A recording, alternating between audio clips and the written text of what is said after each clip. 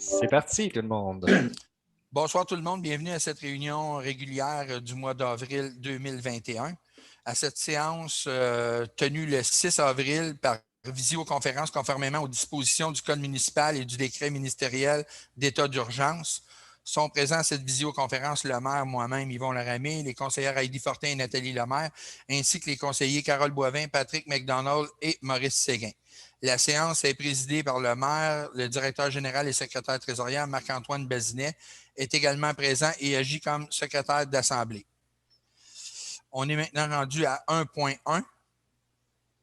Madame la maire. Attendu que depuis le 8 mars courant, la région d'Estrie est passée en zone orange, alerte interdisant tout rassemblement de personnes dans un lieu public fermé. Attendu qu'il est dans l'intérêt public de protéger la santé de la population, des membres du conseil et des officiers municipaux. En conséquence, je propose de tenir la présente séance de prendre part, délibérer et voter de façon sécuritaire et conforme aux consignes sanitaires. Ça va pour tout le monde? Oui. Parfait. Adoption de l'ordre du jour en 2. Alors, je propose d'adopter l'ordre du jour de la séance ordinaire du 6 avril 2021 tel que soumis en ajoutant le point 9.4 pour l'aide accordée à l'ARPELA et le point 11.1 qui est le dépôt d'une pétition pour un développement immobilier vert, durable et réfléchi à Eastman. Merci. En 3, adoption des procès-verbaux du mois de mars 2021. Je propose d'adopter le procès-verbal de la séance ordinaire du 1er mars 2021 et de la séance extraordinaire du 5 mars 2021 avec dispense de lecture, copie de ceux-ci ayant dûment été distribués à tous les membres des présentes, tous sans déclarent satisfaits et renoncent à sa lecture. Merci, Carole. En 4, dépôt du rapport de correspondance. Oui, donc Marc-Antoine. je dépose le rapport de correspondance reçu entre le 20 février et le 26 mars 2021. La correspondance et le dit rapport peuvent être consultés au bureau municipal pendant les heures régulières d'ouverture sur demande par courriel. Merci. 5.1, dépôt du rapport de délégation des compétences, réquisition. Le maire confirme le dépôt du rapport mensuel des autorisations de dépenses des fonctionnaires municipaux autorisés par voie de délégation de compétences du pouvoir de dépenser. En 5.2, c'est le dépôt de la liste des déboursés au 31 mars 2021. Oui, donc je dépose la liste des déboursés réalisés du 1er au 31 mars 2021 pour un montant totalisant 630 375,87 $. Ces déboursés ont été faits conformément au règlement numéro 2019-11 concernant les règles de contrôle et de suivi budgétaire. Est-ce que tu veux répéter, Marc-Antoine? Parce que je pense qu'il va en avoir un bout qui va manquer dans la conversation. Je peux répéter. Donc, partir de concernant, tu dis, je dépose la liste des déboursés réalisés du 1er au 31 mars 2021 pour un montant totalisant 630 375,87 $. Ces déboursés ont été faits conformément au règlement 2019-11 concernant les règles de contrôle et de suivi budgétaire. Parfait, là c'est clair. 5.3, adoption du règlement numéro 2021-01A, modifiant le règlement numéro 2021-01 relatif à la taxation et tarification de l'année 2021. Attendu que la municipalité d'Eastman a adopté le règlement numéro 2020-08 relatif à l'obligation de lavage des embarcations nautiques à une station municipale, attendu qu'il y a lieu d'ajouter les tarifs 2020-01 relatif à la taxation et tarification 2021, attendu que l'avis de motion a été dûment donné lors de la séance du Conseil tenue le 1er mars 2021 et que le premier projet de règlement a été adopté à cette même séance. En conséquence, je propose d'adopter le règlement numéro 2021-01A, modifiant le règlement de taxation 2021-01, dont copie est jointe aux présentes pour en faire partie intégrante. Ça va pour tout le monde? 5.4, adhésion à la déclaration d'engagement sur la démocratie et le respect. Attendu que la polarisation de l'opinion publique dans les médias traditionnels et particulièrement dans les médias sociaux entraîne une multiplication des déclarations agressives et de gestes d'intimidation à l'égard des élus et élus municipaux. Attendu que ce phénomène a pris de l'ampleur depuis le début de la crise de la COVID-19 en 2020. Attendu que l'intimidation, la menace et la violence verbale n'ont pas leur place dans une démocratie et ne favorisent en rien la confiance ainsi que la reconnaissance qu'a la population envers ces institutions démocratiques. Attendu que le respect est un élément fondamental d'une société démocratique qui exige à son tour la reconnaissance fondamentale des grandes libertés, dont notamment la liberté d'expression. Attendu qu'une démocratie respectueuse honore la fonction d'élu et élu et consolide la qualité et l'autorité des institutions. Attendu que une campagne nationale sur la démocratie et le respect. Attendu que les membres du conseil d'administration de l'UMQ ont adopté le 4 décembre 2020 la déclaration d'engagement suivante. Notre démocratie prend ses racines dans notre histoire. Nous choisissons celles et ceux qui nous gouvernent. En démocratie, nous pouvons tous être candidats, candidates pour assumer une charge publique. Quand il y a des élections, les citoyennes et citoyens délèguent l'administration du bien commun à des gens qui offrent leurs services comme nous. Cette façon de gérer nos milieux de vie, nos régions, nous a permis d'atteindre un niveau de vie parmi les plus élevés au monde, d'évoluer en sécurité, d'avoir la possibilité de mener notre vie comme nous l'entendons et de nous exprimer en toute liberté. La démocratie prend vie dans le débat et dans le choc des idées. Elle est possible tant que les gens se respectent. Or, par les temps qui courent, notre démocratie est trop souvent malmenée par des incidents malheureux. Incivilité, manque de respect, menaces, intimidation et usurpation d'identité des réseaux sociaux, le débat vigoureux mais respectueux est trop souvent remplacé par les insultes, les menaces et l'intimidation. C'était vrai avant la pandémie, mais celle-ci est venue aggraver cette façon de faire. Que cette difficile situation soit source d'inquiétude, d'anxiété, c'est normal. Que l'on soit parfois en désaccord avec les décisions des autorités, c'est normal.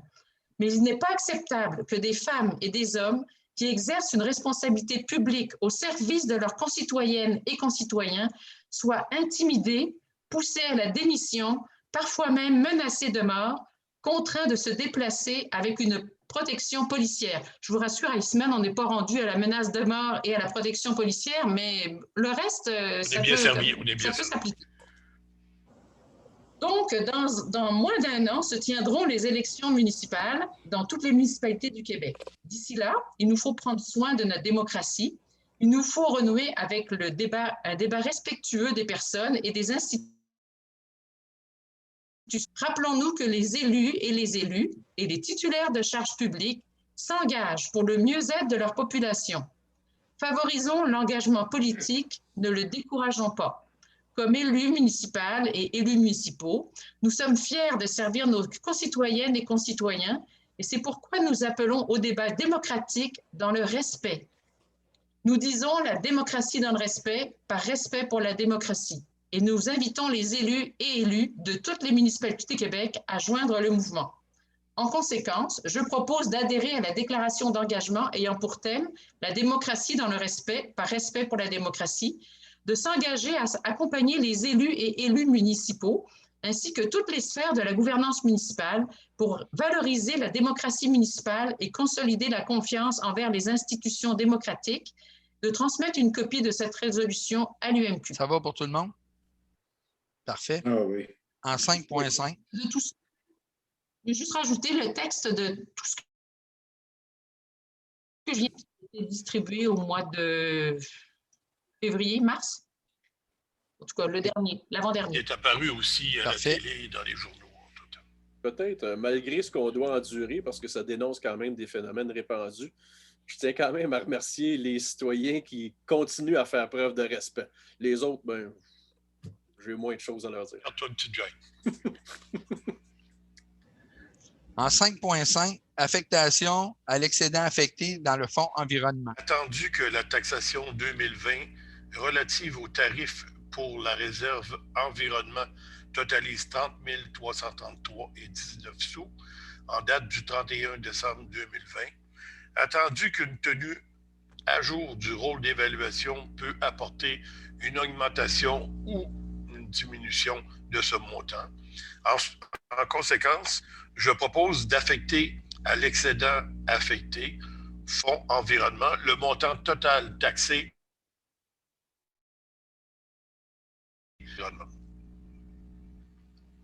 Merci, Carole. En 5.6, nomination des représentants de la municipalité d'Eastman à la Fédération des caisses des jardins du Québec. Je propose d'autoriser les signataires et administrateurs suivants pour le compte des jardins, Marc-Antoine Bazinet, directeur général et secrétaire trésorier, Yvon Laramé, maire d'Eastman, Lise Coupal, directrice générale adjointe et secrétaire trésorière adjointe, Nancy Descoteaux, trésorière comptable, dis-je, Heidi Fortin, conseillère et mairesse suppléante, Nathalie Lemaire, conseillère et mairesse suppléante. Ça, c'était pour le compte des jardins. Pour l'accès D, de proposer Marc-Antoine Bazinet, directeur général, et Nancy Descoteaux, trésorière comptable. Et pour le compte ou le compte Visa des Jardins, toujours Marc-Antoine Bazinet, directeur général, Lise Coupal, directrice générale adjointe, et Nancy Descoteaux, trésorière comptable. Merci, Patrick. En 5.7, ajout à l'assurance municipale 2021. 002744 est de catégorisé comme étant de forte contenance par sa hauteur et son volume, attendu que les dommages potentiels en cas de rupture présentés au dernier rapport d'évaluation de sécurité du barrage. En conséquence, je propose d'ajouter la couverture en responsabilité civile du barrage Offer X0002744 à l'assurance municipale 2021 au montant de 450 $ plus les taxes applicables. Merci, M. Séguin. En 6.1, localisation du bureau d'accueil touristique pour la saison estivale 2021. Attendu que la municipalité devra occuper un nouvel espace pour les opérations de son bureau d'accueil touristique, le BAT, pour la saison estivale 2021. Attendu que le domaine du chemin des diligences Inc., propriétaire du 407 rue principale à Eastman, a offert un local à la municipalité afin d'accueillir son BAT jusqu'au 7. Attendu que le local proposé, situé au 407 rue principale à Eastman, répond aux besoins inhérents aux opérations d'un BAT. En conséquence, je propose de louer au domaine du chemin des diligences Inc. le local situé au 407 rue principale, Eastman, Eastman, au prix forfaitaire de 1 300 $ pour la période du 7 avril 2021 au 7 septembre 2021 inclusivement, de payer toutes dépenses étant directement liées aux opérations du BAT, d'ajouter le 407 rue principale Eastman à la liste des bâtiments assurés par la municipalité pour la période du 7 avril 2021 au 7 septembre 2021 et d'autoriser le directeur général et secrétaire trésorier à signer au nom de la municipalité tout document lié à la location du local. Je veux juste préciser que le local en question est situé dans le bâtiment du Beau Villard qui a été vendu récemment. Et puis, aussi, l'explication, c'est que l'endroit où était situé notre bureau d'accueil touristique, l'endroit où est situé notre bureau de poste. Donc, le bureau de poste, peut-être vous avez remarqué, ils ont déménagé pendant la fin de semaine de Pâques. Et c'est pour ça qu'on est obligé de se rechercher un nouveau local. Merci, Mme Lemaire. En 6.2, ajustement salarial de la coordonnatrice en loisirs, vie communautaire et tourisme.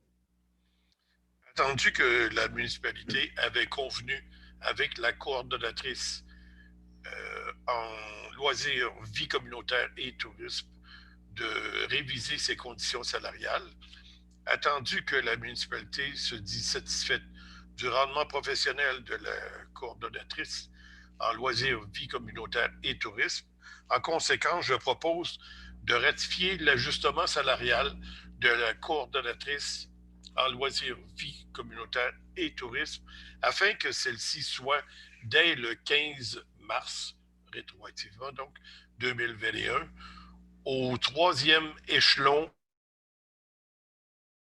des ressources humaines de la municipalité. Ça va pour tout le monde? En 7.1, embauche d'un pompier en probation. Attendu de la recommandation du directeur du service de sécurité incendie de procéder à l'embauche d'un pompier à temps partiel pour pallier les récents départs.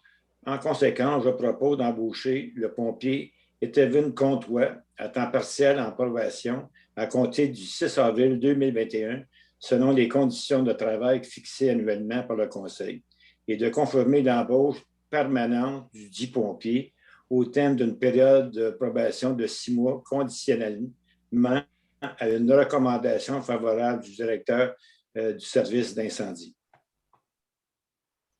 Merci, M. Séguin. Ça va pour tout le monde? 8.1, Oui. Octroi du contrat de fourniture et d'épandage de bas poussière pour 2021. Attendu que la municipalité a procédé à un appel d'offres sur invitation pour la fourniture. Attendu qu'au terme de la démarche, 3 soumissions conformes ont été déposées, à savoir les entreprises Bourget Incorporées pour la saumure naturelle 20 20,2050 litres, puis le Cassium de 35 0,2746 litres. Multiroute Incorporée, il n'y a pas de montant au sujet de la saumure naturelle, mais par contre, pour le Cassium 35 0,346 litres du litre. Samovrac CC Incorporé, 0,2145 cents du litre. Et puis pour le Cassium liquide 35 0,2908 sous du litre. Entendu que les crédits budgétaires requis ont été prévus au budget de l'année 2021. En conséquence, je propose d'octroyer le contrat pour la fourniture de l'épandeur de bois poussière de type Cassium liquide 35 0,2746 sous le litre. Merci, M. Séguin. Ça va pour tout le monde. 8.2, mandat de service d'accompagnement en architecture de paysage. Attendu que le premier volet du projet de mise en valeur des aménagements paysagers municipaux existants qui consistait à effectuer un relevé de terrain et une analyse des sites parcs et espaces verts principaux et secondaires a été déposé. En conséquence, je propose de mandater Millefeuille Architecture à procéder à l'étape suivante, soit la production des plans concepts de chacun de ces sites, parcs et espaces verts, principaux et secondaires pour un montant de 6 175 $ plus l'étape applicable, le tout conformément à l'offre de service d'octobre 2020. Ça va pour tout le monde? 8.3, acquisition du lot 4 708 892 et d'une prise. Attendu que suite à l'adoption de la résolution 2019-01-31, il y a lieu de procéder à l'acquisition du lot 4 708 892 afin d'assurer la continuité du chemin des Castors et d'en régulariser l'emprise en lui attribuant un caractère de rue municipale. Attendu que le chemin des Castors actuellement est un chemin sans issue, dépourvu d'un espace de virage essentiel aux opérations municipales. En conséquence, je propose de procéder à l'acquisition du lot 4 708 892 et des 25 premiers mètres du lot 4 991 713 pour un montant d'$1 chacun et d'assumer tous les frais afférents à ces démarches. Ça va pour tous.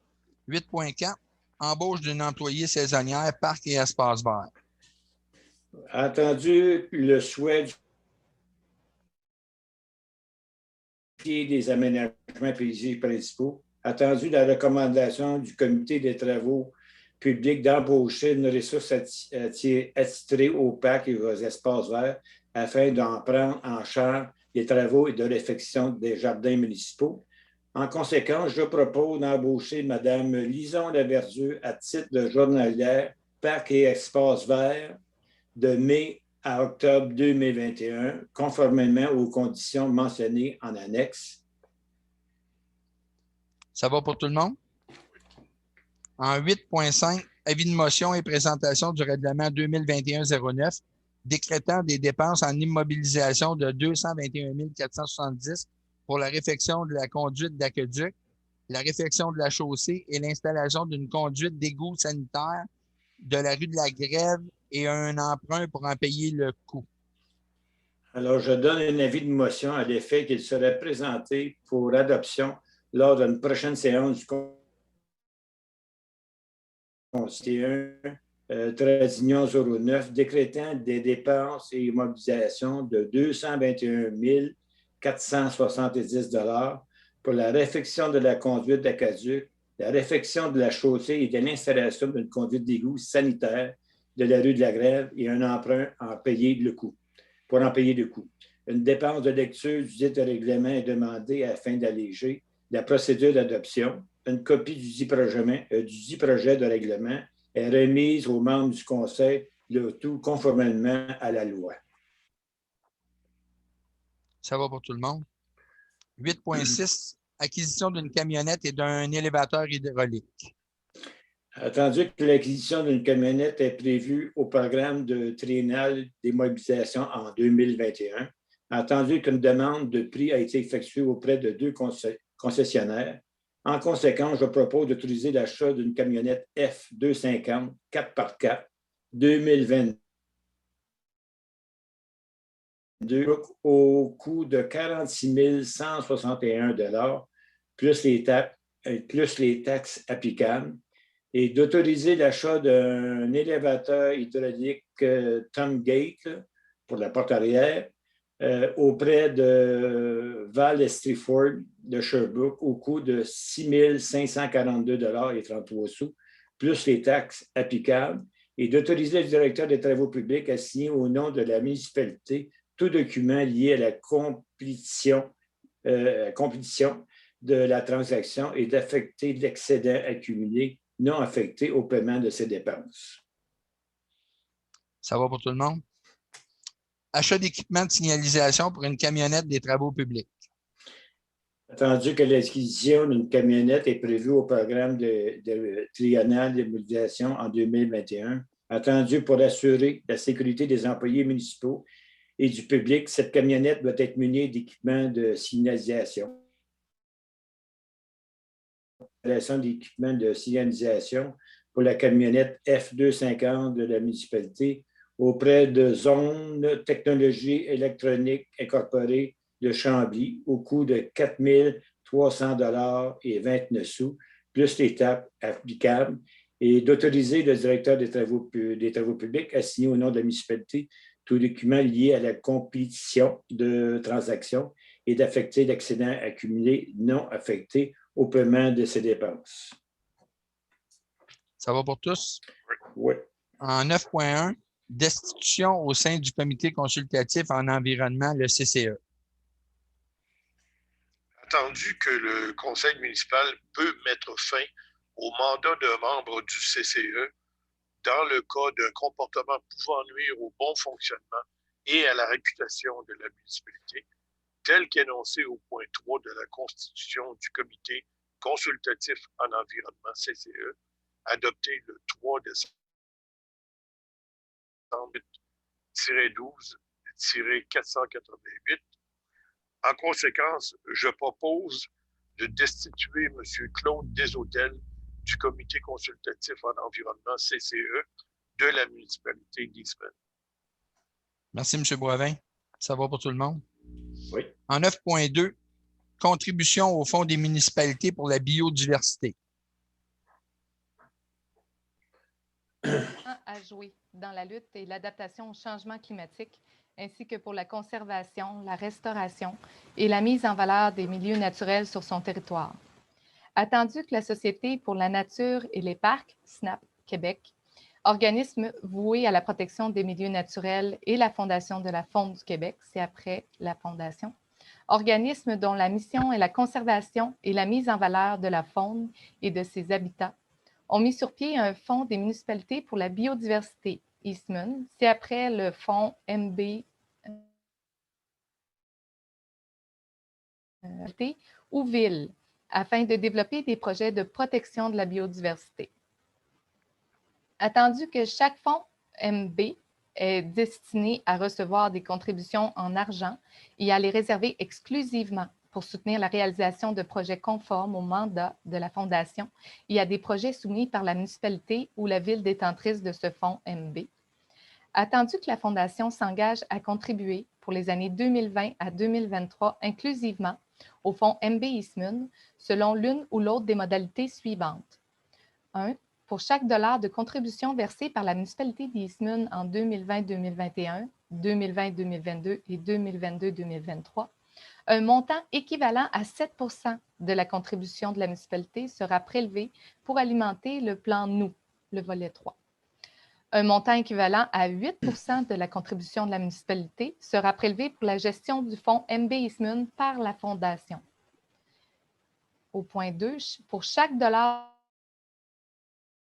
de 2021, 2021, 2022 et sous réserve des fonds disponibles 2022-2023, la Fondation et ses partenaires verseront au fonds MB Eastman un montant se situant entre 90 % et 105 % selon les années et dans le respect des octrois gouvernementaux. La contrepartie est ainsi calculée chaque année selon les paramètres applicables. Attendu que le ministre de l'Environnement et de la lutte contre les changements climatiques est autorisé à octroyer à la Fondation une subvention d'un montant maximal de 1 875 000 $, soit un montant maximal de 625 000 au cours de chacun des exercices financiers 2019-2020, 2020-2021 et 2021-2022 pour le fonds MB, lesquels fonds seront répartis entre les municipalités adhérentes pour un montant de 1 $ par ménage que compte ladite municipalité ou ville, ou un maximum de 5 000 $ pour les municipalités ou villes comptant moins de 5 000 ménages.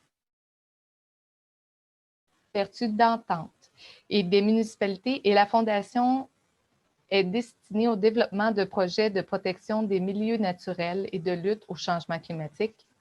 Attendu que la municipalité a confirmé son adhésion au Fonds des municipalités pour la biodiversité par sa résolution portant le numéro 2020-10-232, attendu qu'une entente avec la Fondation de la Faune du Québec relativement à la création et à la gestion d'un fonds dédié a été signée le 26 mars 2021. En conséquence, je propose d'appuyer le projet de création d'un fonds dédié à la Fondation selon les termes de l'entente relative à la création et à la gestion d'un fonds dédié liant à la Fondation et la municipalité d'Eastman. De consentir à verser au dit fonds une contribution de 1 546 $ pour chacune des années financières 2020-2021, 2021-2022 et 2022-2023, d'autoriser l'utilisation du montant ou une partie du montant déposé dans le fonds pour le financement des projets de conservation de milieux naturels et de préalablement développés en collaboration avec la Fondation. D'autoriser M. le maire, Yvon Laramie, à signer pour et au nom de la municipalité la dite entente en date du 26 mars 2021, ainsi que tout document en lien avec celle-ci. Merci, Mme Fortin. Ça va pour tout le monde? Oui. En 9.3, programme de subvention pour le reboisement des bandes riveraines. Attendu le programme annuel de reboisement des bandes riveraines initié par la MRC de Memphremagog, attendu qu'il y a lieu d'encourager les propriétaires riverains de lacs et de cours d'eau afin qu'ils maintiennent un couvert végétal approprié et conforme à la réglementation municipale en vigueur. En conséquence, je propose d'accorder aux propriétaires riverains des lacs et cours d'eau une subvention couvrant 50 % des frais avant les taxes pour l'achat d'arbustes destinés au reboisement de leurs bandes riveraines, d'autoriser un montant maximal de 2 500 $ pour les propriétaires riverains sur présentation des pièces justificatives à la satisfaction des services d'inspection municipaux et d'affecter le fonds environnement au paiement des sommes requises. Merci, M. Boivin. Ça va pour tout le monde? 9.4, Oui. Arpella, je pense qu'Heidi t'a préparé une petite résolution. Oui. Attendu que l'Association des résidents pour la protection de l'environnement du lac d'Argent, l'ARPELA, désire déposer une demande de subvention au Fonds Région et Ruralité, le programme FRR, de la MRC. Attendu que l'objectif principal de cette demande est d'obtenir les fonds nécessaires pour acheter des toiles pour le traitement du myriophile AIP dans le lac d'Argent. Attendu que ce fonds prévoit une subvention maximale de 10 000 par projet et sous-entend une contribution minimale de 5 000 de la municipalité. Attendu qu'il reste 8 100 à verser en faveur d'Arpella suite à la résolution 10.3 du 4 février 2019 dans le cadre du contrôle du MIRS. Je propose de réserver 5 000 de ce montant sous forme de contribution de la municipalité d'Eastman pour la demande de subvention au programme FRR déposé par Arpella. Parfait. Ça va pour tout le monde? Oui. En 10.1, c'est un dépôt, c'est la liste des permis de construction du mois de mars 2021. 10.2, demande de permis dans le cadre de plan d'implantation et d'intégration architecturale, le PIIA.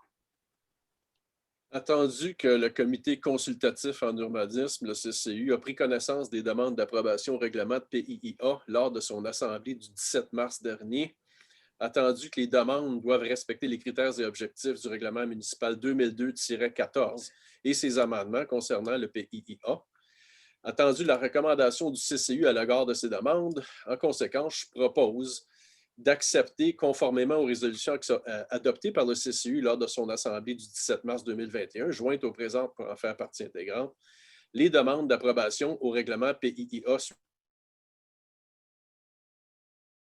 Résidence au 16 chemin Montbel, le lot 5 942 707, conditionnellement à ce que l'entrée de cours soit aménagée telle que montrée au scénario 3 de la demande de dérogation mineure déposée par les requérants et laquelle est datée du 2 février 2021. Il y en a un autre, c'est l'implantation d'un garage, un bâtiment accessoire au 49 rue des Cervidés, sur le lot 3 482 503, conditionnellement ici aussi à ce que la tourelle située sur le toit du futur garage n'atteigne pas une hauteur supérieure à celle de la maison, sinon ça contreviendrait à la réglementation. Il y a la construction d'une résidence unifamiliale au 1171 chemin des Diligences, le lot 5 568 857. Il y a l'agrandissement d'un bâtiment principal au 355 rue principale sur le lot 4 380 157. Ça, c'est la maison Jacinthe. Il y a l'implantation d'une... je pense que c'est lui. C'est peut-être aussi le Dorville. En tout cas, les deux sont à l'ordre du jour. 528 680. Il y a la construction d'une résidence unifamiliale, cette fois-ci au 125 rue de Villebois, sur le lot 6 346 001. Il y a la rénovation et la modification par l'ajout d'un pignon d'une résidence unifamiliale au 15 chemin des Étoiles, le lot 2 236 801. Il y a la construction d'une nouvelle résidence unifamiliale au 122 chemin Gilbert, le lot 6 194 650. Il y a la construction d'un garage, un bâtiment accessoire, au 168 rue des Érables. Ça, c'est le lot 4 380 513. La construction d'une résidence unifamiliale au 93 rue de Villebois, le lot 5 139 420. Encore dans Villebois, la construction d'une résidence unifamiliale, cette fois-ci au 101 rue de Villebois, sur le lot 5 115 790, qui deviendra dans le futur le lot 6 409 634. Il y a la construction d'une résidence unifamiliale au lot 6 406 262, conditionnellement à ce que le verre utilisé pour les garde-corps du balcon soit du verre non réfléchissant, conformément à la réglementation, et à ce qu'une étude d'impact visuel et un plan de gestion des eaux de ruissellement soient fournis. Ensuite, il y a la rénovation et l'agrandissement d'une résidence au 12 rue du Bosquet sur le lot 4 379 640, conditionnellement à ce que les cadrages et les portes soient d'une couleur qui ne contraste pas de façon importante avec le revêtement projeté qui est gris foncé. La construction ensuite d'un bâtiment principal, 87 rue de Villebois, sur le lot 6 409 635, sans condition. La reconstruction d'une résidence unifamiliale au 24 rue des Aublats, à Lox-Touclé, sur le lot 2 millions, en fait, sur les lots 2 239 047 et 2 239 048. Il en reste 3. La reconstruction d'un garage au 63 rue Meunier, sur le lot 4 429 378. Mon bon plaisir, sur le lot 4 890 222. Et enfin, la modification d'un bâtiment principal au 362 rue principale, ça c'est le presbytère, sur le lot 4 380 180, conditionnellement à ce que les listes du bas et du haut soient de couleur grise. On parle ici de la balustrade du balcon. Et les bords atteints soient fins et, de couleur, fins et en acier de couleur soit grise, soit noire. Donc, je recommande d'accepter, enfin, dès lors qu'un plan conforme de gestion des eaux de ruissellement aura été déposé aux fonctionnaires désignés en amont de la délivrance des permis, des demandes de construction de résidences unifamiliales situées aux 8 chemins du Pic de l'Ours, 6 rue de la Tanière, 20 chemins du Pic de l'Ours et 67 chemins du Pic de l'Ours, tout ça dans le développement Kio. Enfin, je propose de refuser, conformément aux suggestions du CCU, 2 dossiers. Il y en a un qui c'est la construction d'une résidence unifamiliale au 72 rue de Villebois sur le lot 5 460 ne satisfait pas aux critères et objectifs du règlement relatif au PIA de 2002-14. Eu égard à l'intégration au cadre bâti environnant, le blanc étant une couleur trop contrastante, ici, il faut comprendre que c'est une maison qui était presque toute blanche, puis il n'en existe aucune autre de ce type dans ce développement-là. Donc, l'intégration n'aurait pas été harmonieuse avec le voisinage immédiat. Puis l'autre qu'on recommande de refuser, c'est la construction d'une résidence unifamiliale au 34 rue de la Sapinière sur le lot 4 499 770, considérant la même chose que la présente demande ne satisfait pas aux critères du règlement sur les PIA de 2002-14, eu égard ici aussi à l'intégration au cadre bâti environnant et à la volumétrie du bâtiment. Dans les 2 cas, ça ne s'accommode avec aucun autre bâtiment de ce secteur. Donc, un effort d'intégration devra être fait. Voilà pour cette résolution. Merci, Patrick. En 10.3, demande de dérogation mineure relative à l'implantation sur le lot 3 482 503. Entendu qu'une demande de dérogation mineure a été déposée concernant l'implantation d'un bâtiment accessoire en cours avant sur un lot de moins de 6 000 m² dans la zone RT2, attendu que le lot a une superficie de 4 971,3 m², alors que l'article 6.1 du règlement de zonage 2012-08 permet l'implantation d'un bâtiment accessoire en cours avant pour les lots de plus de 6 000 m² seulement, attendu que le lot est un lot de coin, ce qui limite les possibilités au niveau de l'espace disponible pour l'implantation d'un bâtiment accessoire, attendu que l'implantation du garage à cet endroit ne cause aucun préjudice aux voisins, attendu que le CCU émet une recommandation favorable. En conséquence, je d'un bâtiment accessoire en cours avant, tel que demandé par les requérants. Merci, M. Boivin. 10.4, demande de dérogation mineure relative à l'implantation d'un garage en cours avant au 88 chemin de la Traverse sur le lot 4 380 002. Attendu qu'une demande de dérogation mineure a été déposée concernant l'implantation d'un bâtiment accessoire de type garage détaché, dans la cour avant de la propriété en zone V10, attendu que le lot a une superficie de 4005 m², alors que l'article 6.1 du règlement de zonage 2012-08 permet l'implantation d'un bâtiment accessoire en cour avant seulement pour les lots de 6000 m² et plus, attendu que l'emplacement prévu pour l'implantation du dit garage comporte une pente de 35 %, ce qui est en contravention avec la réglementation.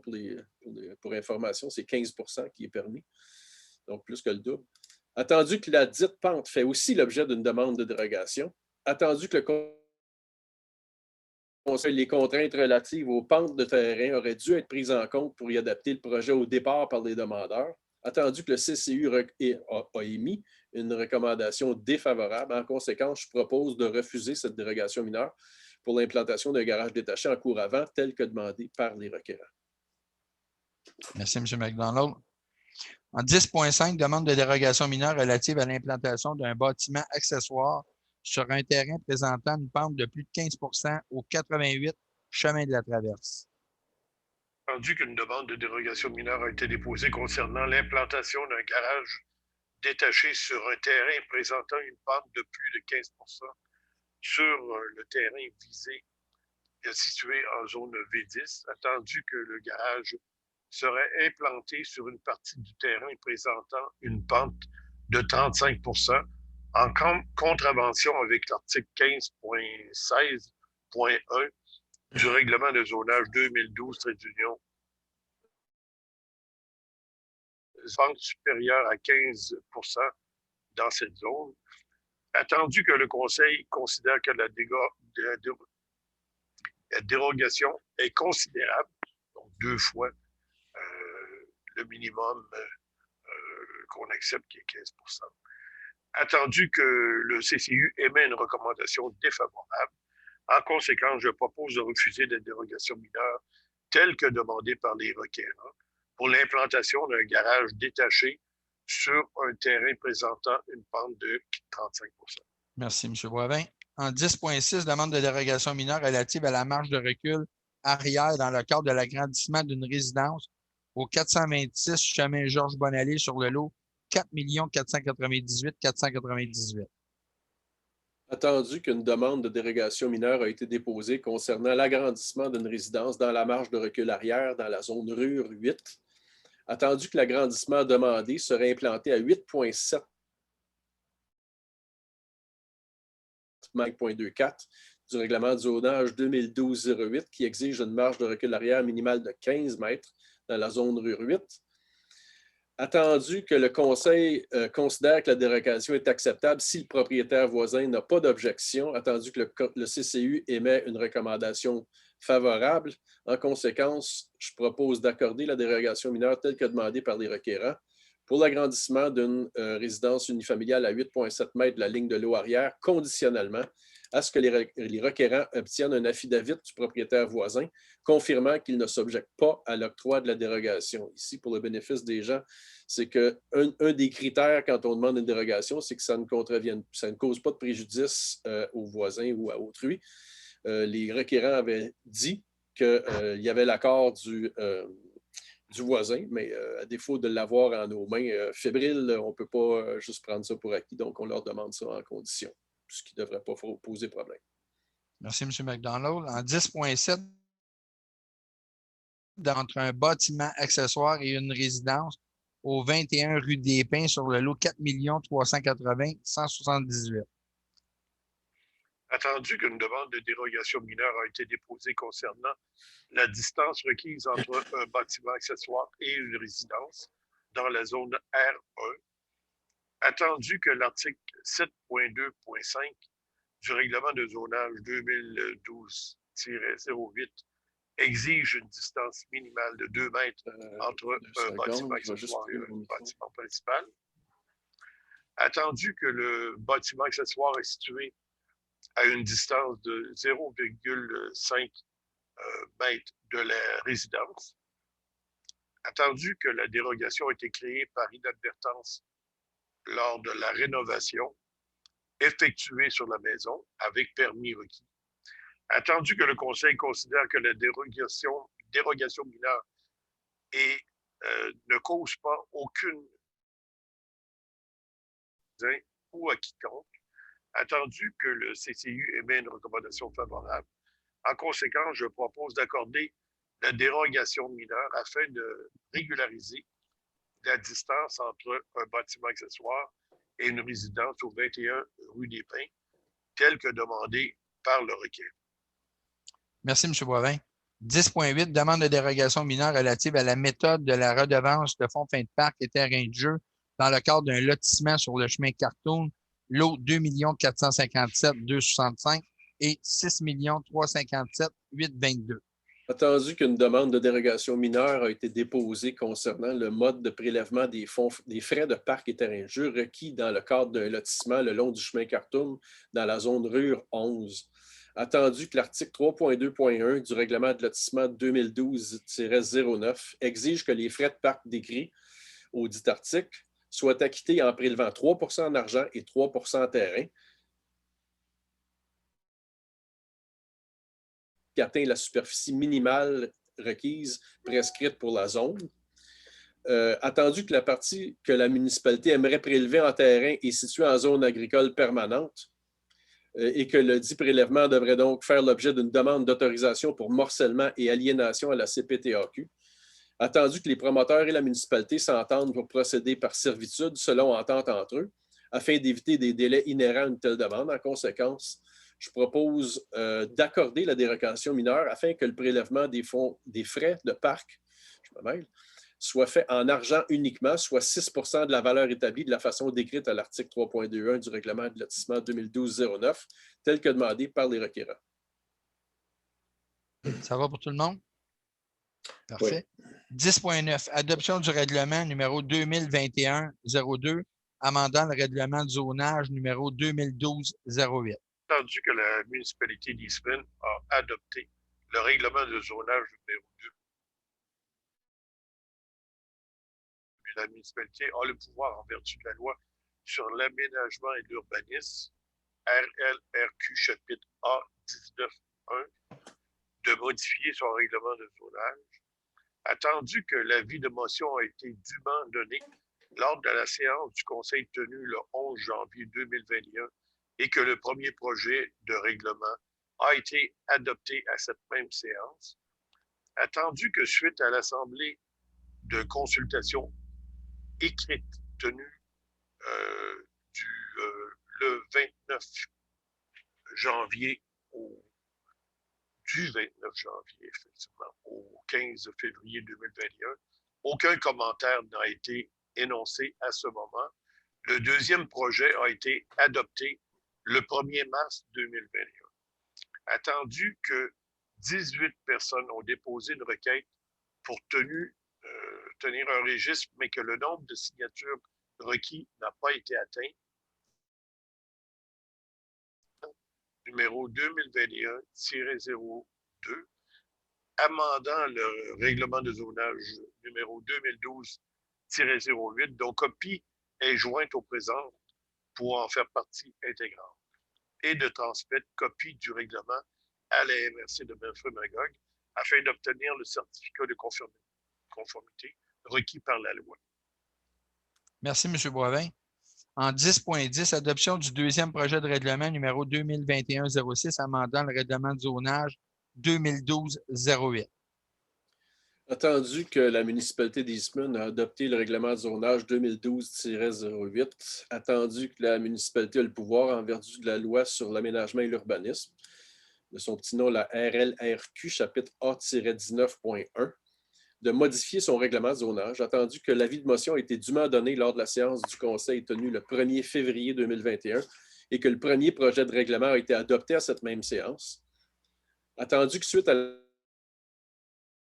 21 au 27 février 2021, divers commentaires ont été formulés et après analyse de ceux-ci, le Conseil adopte un deuxième projet avec les changements suivants. Il y en a deux changements. Il y en a un qui c'est le retrait d'une disposition exigeant qu'un bâtiment accessoire détaché soit distant de 2 mètres de toute autre construction, structure ou ouvrage sur le terrain. Il s'agit d'une modification à l'article 2A et retrait de l'article 8A du projet de règlement. Et l'autre modification, c'est la suppression de l'article 15 qui visait à retirer une disposition permettant, lorsqu'un terrain est adjacent à un lac ou un cours d'eau et dessert au moins 5 propriétaires différents, l'aménagement d'un quai pour chaque propriétaire sans toutefois excéder un nombre total de 10 embarcations. Fait qu'à part ces deux modifications-là, c'est essentiellement la suite du premier projet. Donc, en conséquence, je propose d'adopter le deuxième projet de règlement 2021-06, amendant le règlement de zonage 2012-08, dont copie est jointe au présent pour en faire partie intégrante, et de rappeler que ce deuxième projet contient certaines zonage et que quiconque souhaite utiliser son droit à s'opposer à une de ces dispositions sur le deuxième projet de règlement dispose de 8 jours pour déposer une demande conforme à l'hôtel de ville dans le but de tenir un registre, et ça, à partir de la date d'affichage de l'avis public prévu à cette fin, le tout conformément à la loi. Ça, pour le bien des gens, Patrick, si je ne me trompe pas, là, la suppression de l'histoire des quais, là, c'est que les gens qui ont déjà des quais ont comme un droit acquis, eux autres, si je me rappelle bien. Hein? Ben oui, si on était allé de l'avant avec la disposition telle que prévue dans le premier projet, les gens qui avaient déjà cet usage-là auraient profité ou bénéficié d'un droit acquis. Mais il y a d'autres petits accros potentiels qui nous ont incité à dire ben, on n'ira pas de l'avant pour le moment avec cette modification-là. Ça viendra peut-être plus tard sous une autre forme plus aboutie, mais pour l'instant, ce n'est pas ça. Fait qu'on a tenu compte des commentaires des gens qui nous avaient contactés. Là. OK. Avis de motion et présentation du projet de règlement numéro 2021-10 modifiant le règlement des permis et certificats numéro 2019-09. Je donne avis de motion à l'effet qu'il sera présenté pour adoption lors d'une prochaine séance du Conseil municipal, le règlement numéro 2021-10, modifiant le règlement de permis et certificats numéro 2019-09, afin d'exiger un plan des mesures visant à faire une gestion optimale des eaux pluviales et de ruissellement lors du développement et de l'aménagement d'un terrain, c'est-à-dire contrôler l'eau à la source. Une dispense de lecture du dit règlement est demandée afin d'alléger la procédure d'adoption. Une copie du dit projet de règlement est remise aux membres du Conseil, le tout conformément à la loi. Merci, M. Boivin. En 10.2, avis de motion et présentation du projet de règlement numéro 2013-06. Oui, en fait, ça fait suite à l'avis de motion précédent. Je vais les expliquer à la fin. Ces deux modifications-là, ces deux avis de motion-là visent la même chose. Donc ici, je donne avis de motion à l'effet qui sera présenté pour adoption lors d'une prochaine séance du Conseil municipal, le règlement numéro 2021-11 modifiant le règlement de construction numéro 2013-06 afin d'assurer une gestion optimale, encore une fois, des eaux pluviales et de ruissellement lors du développement et de l'aménagement d'un terrain. Il s'agit encore une fois d'un contrôle à la source. Une dispense de lecture du dit règlement est demandée afin d'alléger les procédures d'adoption. Une copie du dit projet de loi est remise aux membres du Conseil, le tout conformément à la loi. L'explication ici, dans les deux cas, parce que ça vaut pour les deux cas, c'est que vous vous souviendrez peut-être, ceux qui ont assisté aux assemblées précédentes, qu'on a pu, au mois de mars, procéder avec l'aboutissement de changements de longue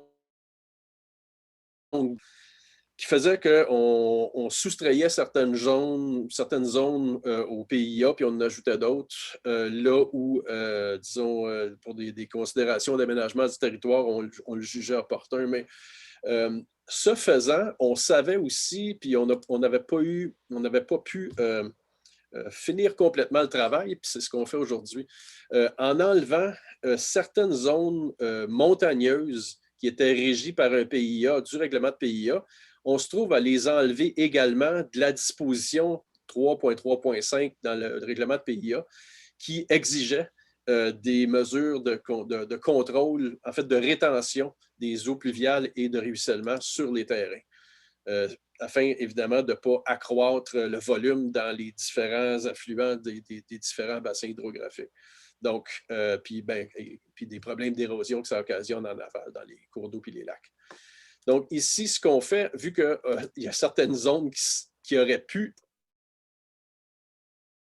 on modifie deux autres types de règlements, ou deux autres règlements, en fait, construction puis permis et certificats, de façon à les maintenir assujettis au contrôle des eaux de ruissellement. Puis l'autre chose qu'on fait, c'est que, ça fait longtemps qu'on veut faire ça, c'est qu'on va assujettir l'ensemble du territoire à des mesures moins strictes parce que, bon, dans les montagnes, c'est plus problématique en termes d'érosion que dans les terrains plats en vallée. Mais au lieu, comme dans les zones montagneuses, de devoir produire des études avec des calculs, etc., par un ingénieur ou technologue d'un plan de gestion des eaux de ruissellement, bien, les gens qui sont dans des zones non montagneuses devront également produire des plans de gestion des eaux, mais cette fois-ci, qui peuvent être un plan maison, une description maison de ce qui va être fait afin que les eaux de ruissellement n'aboutissent ni dans les fossés, qui font partie du réseau hydrographique, ni dans les cours d'eau. Donc, encore une fois, pour empêcher un aggravation qui aboutissent dans les lacs et les rivières en aval. Donc, ça, c'est l'esprit puis le sens de ces règlements-là. Puis ça fait en sorte qu'en les passant, en mettant les avis de motion aujourd'hui, bien, on ferme une porte juste avant qu'elle s'ouvre qui aurait fait en sorte que certaines zones retirées d'un PIA ne seraient plus soumises au contrôle des eaux de ruissellement. Puis ça, ben, c'est quand même une avancée qu'on avait faite en 2016 puis qu'on veut maintenir. On veut garder ça comme ça. Donc voilà. On va me dire que si on a fait ça à l'origine, Patrick, c'est pour essayer d'alléger le travail des inspecteurs. Parce que toutes les zones de PIA requièrent d'amener le dossier au CCU. Donc, c'est une présentation supplémentaire. Ouais.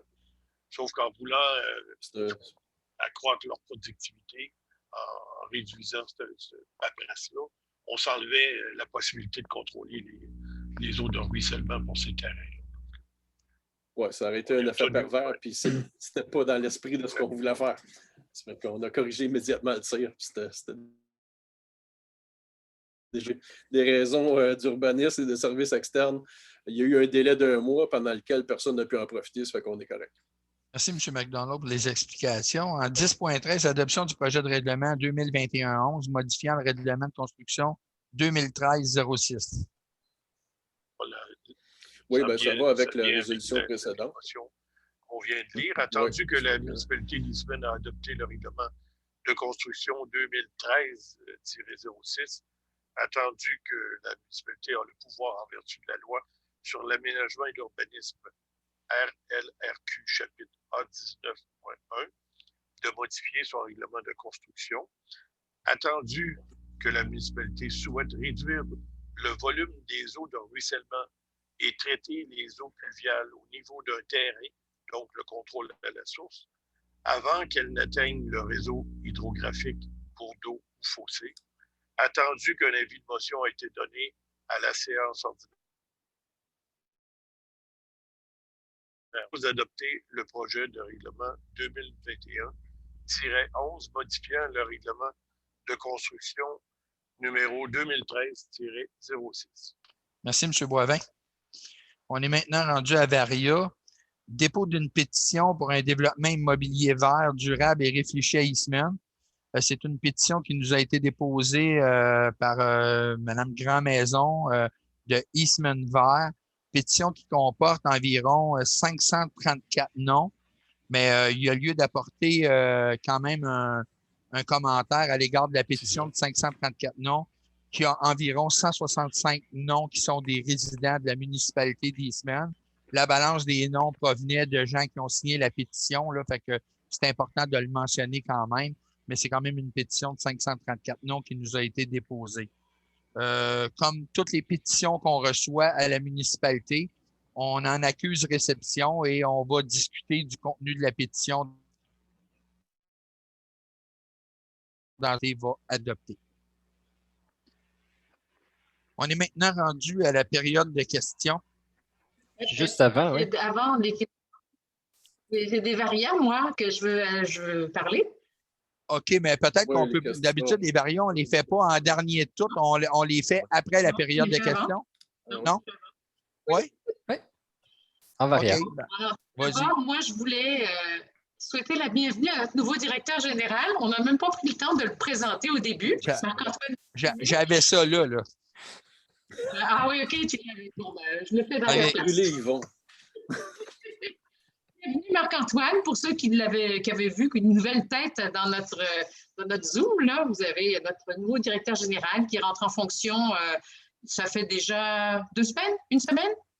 2 semaines à temps plein, mais j'ai commencé au début mars à temps partiel. Donc, oui. Non, c'est ça. Alors, merci, voilà. Merci de bienvenue. Je voulais aussi attribuer des prix à la gagnante du concours de peinture sur neige, qui est Mme Sylvie Collette, qui s'est mérité un prix de 100 $ en certificat cadeau chez nos commerçants du village. En ce moment, on a un concours de décoration de cabanes aux oiseaux qui vient de commencer. Donc, pour participer, vous avez toutes les informations sur le site web municipal. Il faut s'inscrire pour recevoir une cabane en bois, on va dire, pas décorée. Et vous la décorez et ensuite vous vous inscrivez. Vous suivez les procédures. Ce n'est pas très compliqué. Et aussi, je veux mentionner qu'on a dans le mois d'avril plusieurs activités culturelles. La première, c'est le 11 avril, c'est dimanche prochain à 11 h. Ça s'appelle Archéoquiz et poterie. C'est une activité virtuelle en collaboration avec la Maison Mary de Magog, qui inclut un bloc d'argile à manipuler. Donc, il faut s'inscrire à l'avance. On a jusqu'au 10 avril pour s'inscrire. Donc, le dimanche matin à l'activité. Ça, c'est gratuit pour les résidents d'Eastman. Le 14 avril, qui est le mercredi suivant, on a une visite virtuelle de la Maison Mary qui s'appelle « À travers les lucarnes ». Donc, pour les gens qui n'ont jamais visité la Maison Mary, qui hésitent à y aller en personne, en tout cas, c'est vraiment une belle occasion de découvrir ce bel édifice.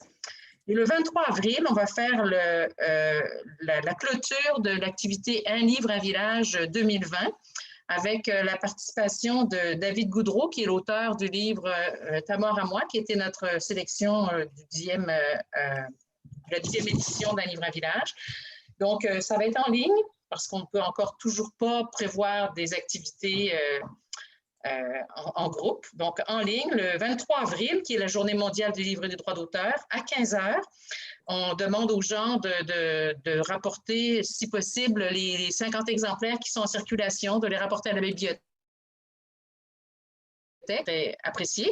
Et à cette occasion, on va aussi dévoiler le titre qui a été choisi pour l'édition 2021 de Un livre, un village. Je n'en dirai pas plus, ça va être la surprise. Alors, je pense que ça fait le tour de mes activités pour l'instant. Il y a peut-être un autre point à Varia. Je ne sais pas si c'est tous les gens qui l'ont reçu dans leur liste d'envoi courriel, mais on parlait de l'ARPELA tout à l'heure qu'on appuyait dans le cadre d'une demande de subvention. Il y a les Trois Grâces, le restaurant bistrot, qui ont proposé un menu à apporter pour une sorte de repas bénéfice dont l'organisme qui en profite cette année est l'ARPELA. Donc, c'est 55 $ pour un lobster roll, une soupe aux palourdes, puis je me souviens pas, en tout cas, un dessert décadent. Ça fait que si vous voulez appuyer l'ARPELA puis vous sucrez le bec, ou l'estomac, c'est également une bonne façon de merci. faire. Merci Patrick, c'est vrai, très important de le mentionner parce qu'à chaque année, les Trois Grâces font tout leur profit à des organismes locaux. Fait que c'est très important de le mentionner. Oui, merci Alex puis Eve. Ils organisent un tirage aussi de prix ou en tout cas, il y a quelque chose en plus du repas. Là. On peut acheter des billets pour un tirage. Fait qu'allez faire un tour sur leur site web, tiens. On est maintenant rendu à la période de questions. Fait que Marc-Antoine, je vais te laisser le soin de lire les questions puis je vais y répondre. Parfait. En fait, on a reçu 7 questions. Donc, la première de Alain Fontaine, 71 rue Meunier à Eastman. Ma question s'adresse au maire, à l'ensemble du conseil et un peu plus spécifiquement à M. Patrick McDonald, qui a fait la remarque suivante lors de la séance du conseil du 5 mars en lien avec les inquiétudes exprimées par des citoyens quant à l'application du règlement 3.7.7 du PIA. Citation. Il y a une chose qui est claire là-dedans, c'est que ni les personnes qui ont fait ces accusations-là, ni le conseil, ni qui que ce soit sait pertinemment si ça a été appliqué intégralement ou non.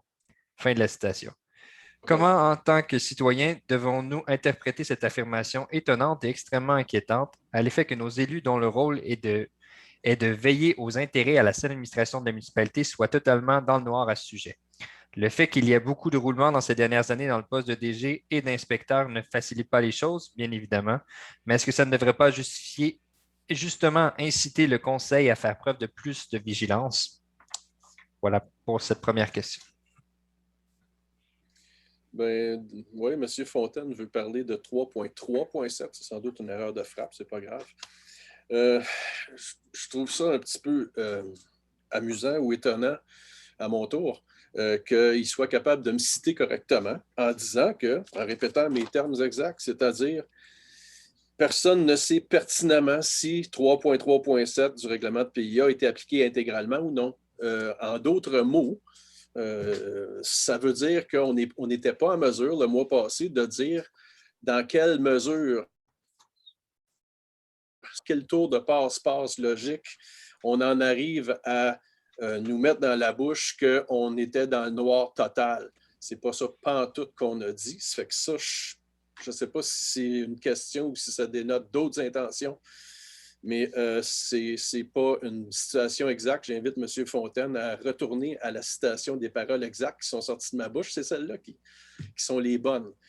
Ceci étant, un mois plus tard, on est un mois plus tard maintenant, ben, les accusateurs qui nous disent dans les journaux un peu partout, qui nous parlent de massacre de la nature, j'invente rien, là. Ce sont les termes exacts, de massacre de la nature, rien de moins, qui nous disent que ça fait 10 ans qu'on n'applique pas un règlement qui date de 2016, etc. Ben, ces gens-là en sont encore à des accusations, puis ne produisent toujours pas d'éléments à part des accusations. De leur côté, les élus, dans le mois qui s'est écoulé, on a fait ce qu'on avait dit qu'on ferait, c'est-à-dire qu'on a parlé à nos inspecteurs, puis je le rappelle, j'avais dit ça également le mois passé, réglementaire, pas les élus. Donc, ce n'est pas à nous de faire que les règlements soient appliqués. Si on se rend compte qu'il y a des lacunes, oui, on peut demander ce qui se passe. Bien, c'est ce qu'on a fait. Leur travail n'est pas complété. On a parlé également à un urbaniste conseil à l'externe pour établir exactement faire le point exact sur cette situation-là. Mais ce qu'on peut déjà vous dire, c'est que pour l'ensemble des zones récréo-touristiques RT1, 2, 3, 4, qui sont les seules zones visées par le règlement 3.3.7 du PIA, bien, il y a autour de 80 % des terrains dans ces zones-là qui ne sont pas bâtis. Donc, ça correspond pas mal à ce qu'on voit dans la montagne, c'est-à-dire que la montagne n'est pas un ravage.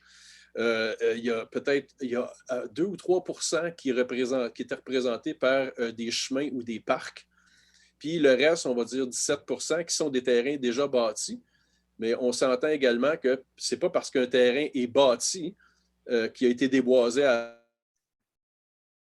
blanc déboisé. Il y a des déboisements pour les installations septiques, la maison, l'entrée, c'est à peu près ça. Ce qui fait que ça correspond à peu près à ce que n'importe qui peut voir en regardant la montagne, qui a un bon 90 % de la montagne, si ce n'est pas plus, qui est encore intact, ou ce que le couvert forestier est intact, puis où ce que la nature n'est pas dans un état de siège. Donc, ça va bien au-delà du 60 % qui doit être protégé dans notre règlement 3.3.7, puis encore plus loin que celui de la MRC qui dit que c'est 50 % seulement qui devrait être protégé. Donc, on va vous revenir le mois prochain avec des chiffres pas mal plus précis que ceux-là, mais ça donne déjà une idée de l'état de situation qui est loin d'être aussi alarmant que certains aimeraient bien vous le faire croire. Voilà. Merci, M. McDonald, pour les explications. Prochaine question, M. Bazinier. Oui.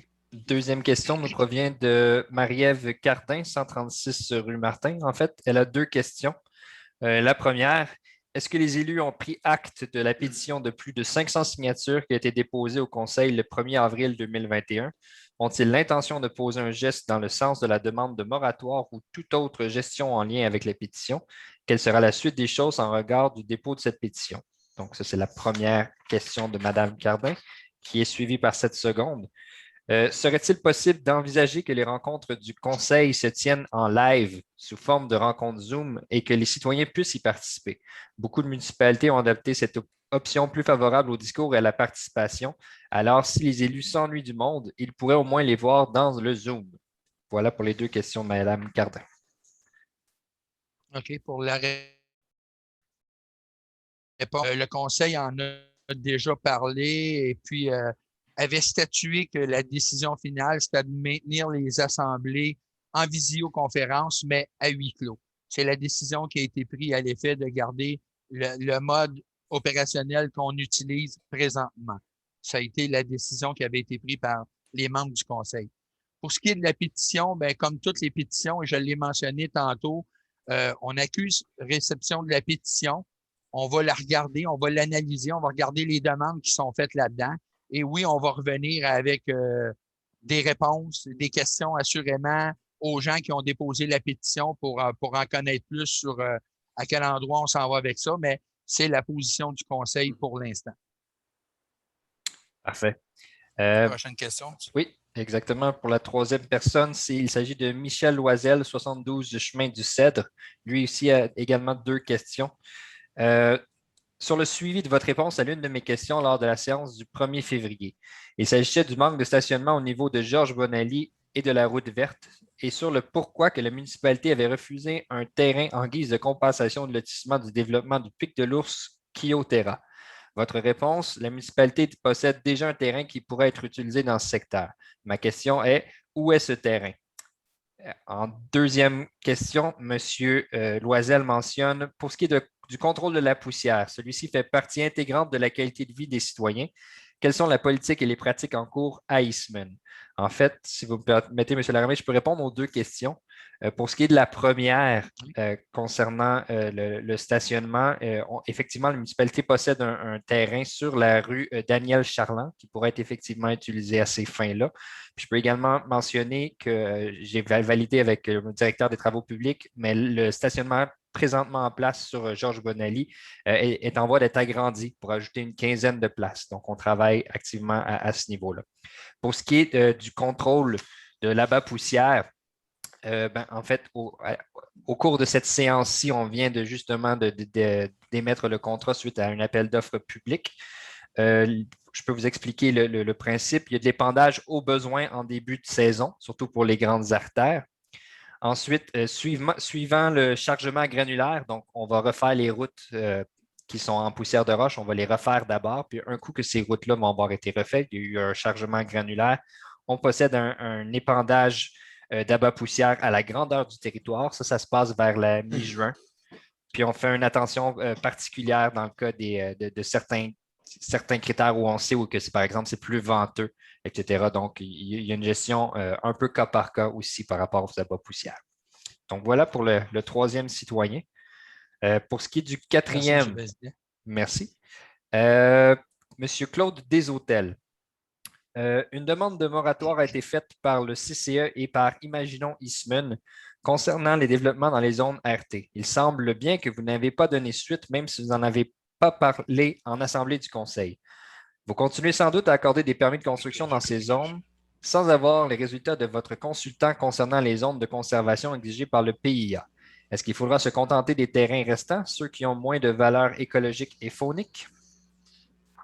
Bien, comme vous le savez, M. Deshôtels, on l'a déjà mentionné à une réunion précédemment, parce que suite à cette demande-là, on a confié un mandat à un urbaniste de faire les validations que vous demandiez. C'est-à-dire que suite aux accusations qui avaient été faites que la municipalité et la MRC ne faisaient pas respecter les règlements, on a confié un mandat et on devrait être en mesure d'arriver avec les réponses pour la prochaine réunion du mois prochain. Fait qu'on est en attente des réponses pour être capable de bien répondre aux accusations qui ont été faites contre la municipalité. La cinquième question nous vient d'Alain Paquette, 21 chemin de la Feuillade. Monsieur le maire, dans le courriel que vous avez co-signé, vous alléguez, pour rejeter la demande de 52 citoyens de ne pas procéder à l'adoption des règlements le 1er mars, que ces 52 citoyens n'auraient mentionné aucun élément concret. Devrons-nous comprendre, monsieur le maire, que pour vous, l'adoption ou non de règlement n'est pas un élément concret? La demande des citoyens était pourtant bien concrète. Le vent n'était donc pas assez fort. On ne vous demandait de ne pas adopter ces règlements le 1er mars 2021. Pourquoi n'avez-vous pas tenu compte de cette demande d'au moins 52 citoyens comme vous l'avez fait pour 2 suggestions de citoyens que vous citez en exemple dans votre courriel? Est-ce que les enjeux sur le développement résidentiel passent avant le bien collectif? Merci, monsieur le maire. Écoutez, M. Paquette, je pense que M. McDonald a déjà bien répondu à cette demande en expliquant que les gens ont eu plus de 28 jours pour exprimer leurs commentaires.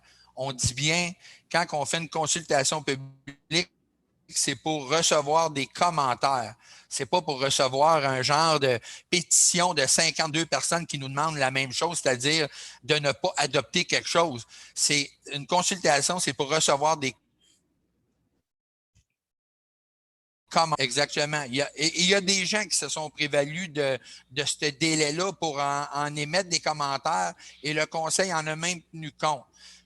Puis l'autre chose, c'est que je tiens à répéter que c'est une décision qui a été prise par le conseil.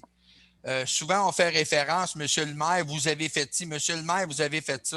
Je veux juste rappeler à tout le monde que le maire ne décide rien. Je suis un membre du conseil et c'est mes élus qui prennent les décisions. Et s'il y a une égalité, je m'en vais trancher. Mais je suis solidaire aux décisions de mon conseil. Fait que, on a des règlements, on les fait respecter. On a des employés municipaux qui ont fait une consultation publique. Ça s'est fait selon les règles de l'art et la suite des choses va suivre. Fait que, et d'ailleurs, on a répondu personnellement à tous les gens qui avaient envoyé quelque chose à la consultation. On a fait une réponse particulière à chaque personne. Fait que suite à ce qu'on peut dire aux commentaires des gens. J'ajouterais que c'est une décision de conseil, effectivement. On est tous là-dedans. C'est pas juste, pas plus, pas moins le maire que les autres. On est tous là-dedans. C'était unanime. Puis j'attire beaucoup l'attention sur le fait qu'il y a une distinction que M. le maire puis moi-même, on avait déjà faite, puis probablement d'autres membres du conseil individuellement, à des gens.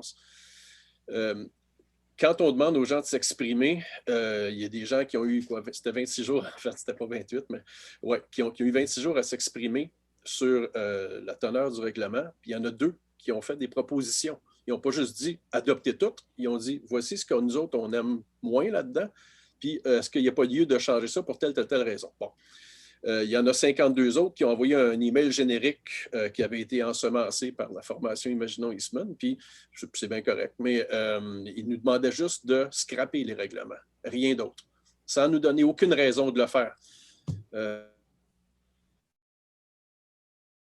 On demande ça dans n'importe quelle municipalité. On ne peut pas juste dire on est plusieurs qui demandons à un conseil XYZ de simplement abroger des règlements que vous êtes sur le bord de passer, puis on ne vous donnera pas de raison pour ça non plus. Nous autres, on n'aime juste pas ça. C'est mince un petit peu. Les gens qui ont protesté avaient sûrement des raisons de le faire, mais ils ne les ont pas explicitées. Ça fait que c'est bien difficile de tenir compte de quelles pourraient être des bonnes raisons de ne pas faire quelque chose quand on ne dit pas ce qui n'est pas correct dedans.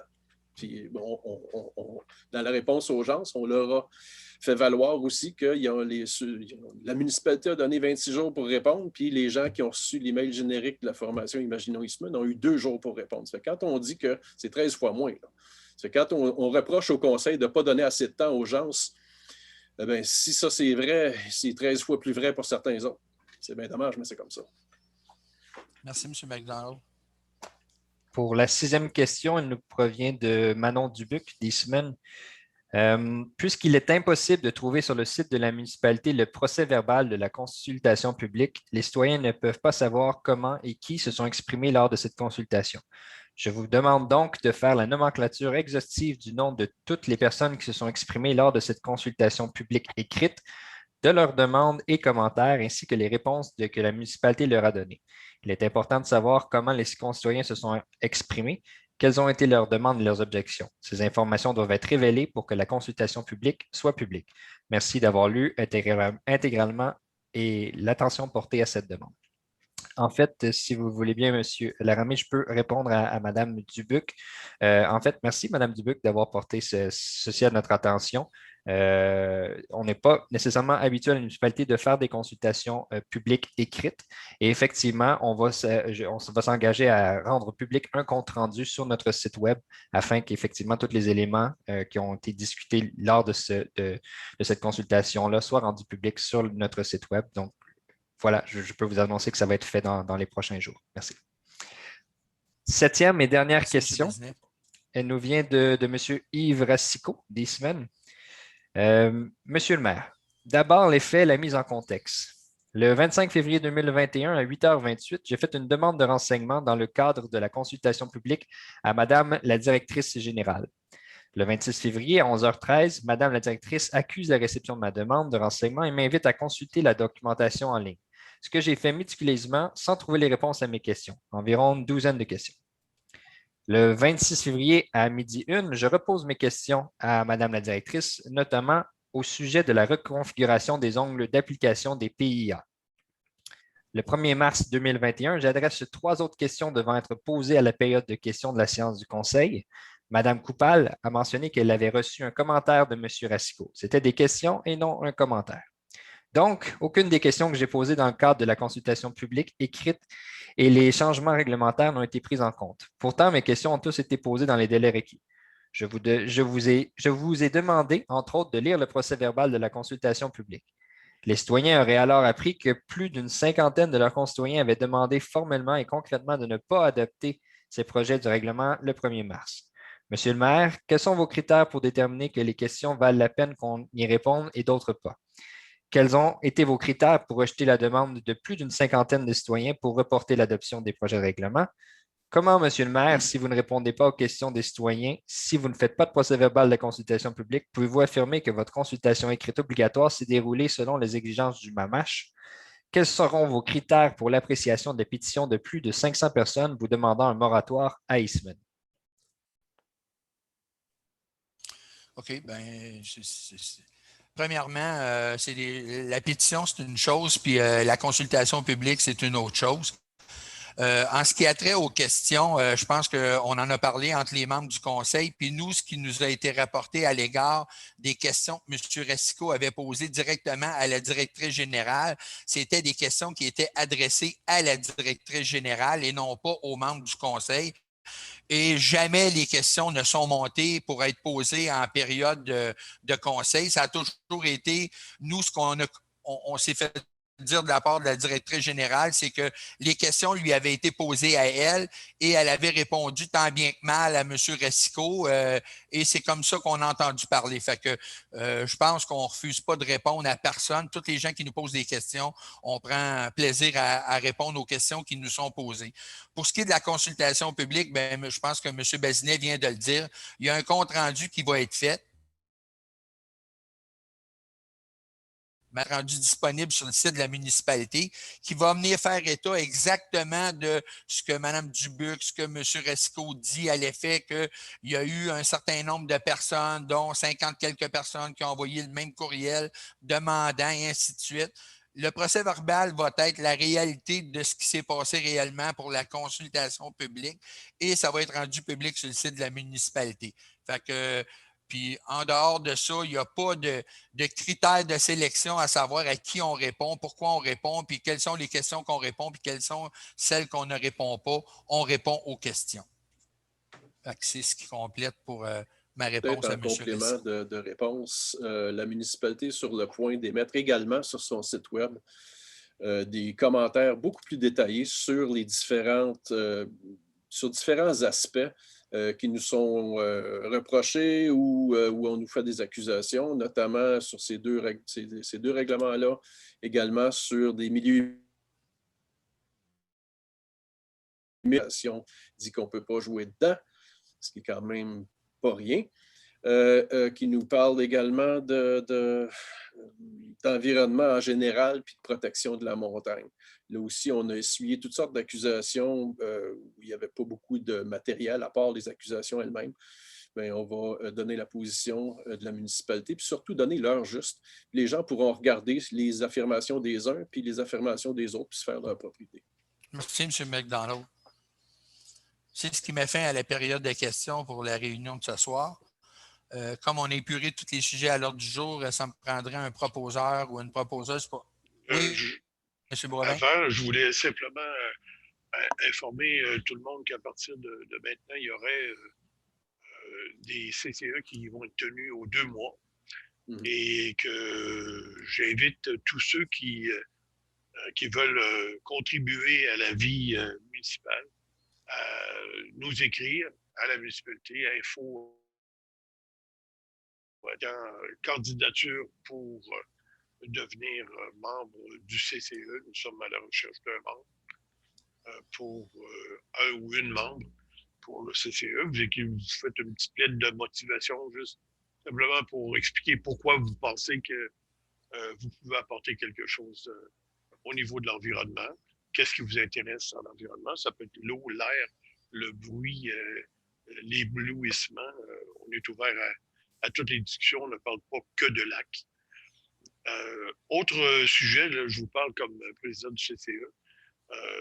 Vous savez, plusieurs d'entre vous, que dans les années passées, on a tenu un grand ménage du printemps pour une raison que moi, je comprends mal, mais je l'ai fait l'année d'avant, avant la pandémie, en mai 2019. J'ai mis mes bottes, j'ai pris des gants puis un sac, puis j'ai trouvé des canettes. J'espérais trouver du coke, mais c'était toujours de la bonne.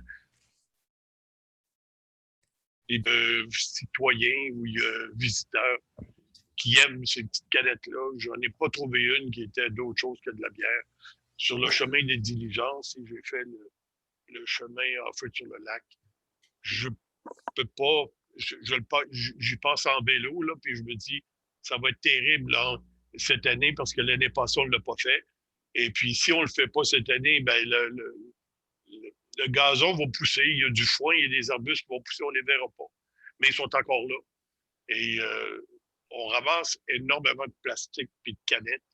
Et nous sommes en train d'évaluer comment, dans la période de la pandémie, on peut quand même se payer encore ce petit service-là, puis se rencontrer, mais à l'extérieur de la municipalité plutôt qu'à l'intérieur. Auparavant, on avait un goûter, on se rencontrait, on se divisait des routes et tout. On va essayer de faire ça électroniquement, la répartition. Nathalie s'est portée volontaire, puisque c'est elle que j'ai volontaire pour organiser les routes. C'est pas toutes les routes qui ont besoin d'être faites. Je peux vous garantir que devant chez moi, il n'y en a pas de canettes.